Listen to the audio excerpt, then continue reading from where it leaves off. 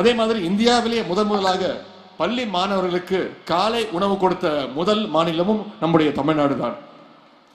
வேலைக்கு காலை சீக்கிரம் எந்திரிச்சு போற பெற்றோர்கள் காலைல சமைக்கிறதுக்கு நேரம் இல்லாம குழந்தைகளுக்கு டிஃபன் செஞ்சு கொடுக்காத ஒரு சூழ்நிலை இருந்துச்சு.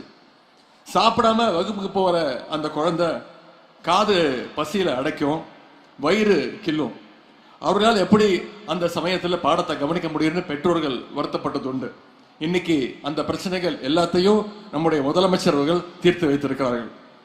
பள்ளி படிப்பை முடிச்ச பிறகு குடும்ப சூழல் காரணமாக மாணவர்கள் உயர்கல்விக்கு வராமல் இருந்து விடக்கூடாதுன்னு தமிழ்நாடு அரசே கல்லூரி மாணவ மாணவிகளுக்கு புதுமை பெண், தமிழ் புதல்வன் போன்ற திட்டங்கள் மூலமாக மாதம் 1000 ரூபாய் கல்வி ஊக்கத்தொகையாக வழங்கி வருகின்றது.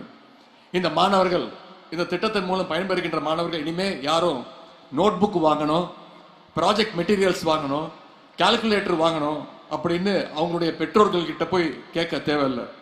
இது மாதிரியான பொருட்களை எல்லாம் நம்முடைய முதலமைச்சர் கொடுக்கக்கூடிய அந்த 1000 ரூபாயிலே தாராளமாக வாங்கிக்கலாம்.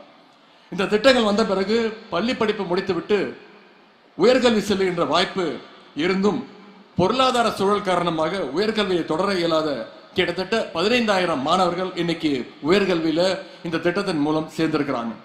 அது மட்டும் இல்ல, மாணவர்களை வேலை வாய்ப்புக்கு தயார்படுத்துகின்ற வகையில நான் முதல்வன் திட்டம் செயல்படுத்தப்பட்டுள்ளது. படிப்புடன் வேலைகளுக்கான அந்த ஸ்கில்ஸையும் நான் முதல்வன் திட்டம் வழங்கி கொண்டு வருகின்றது.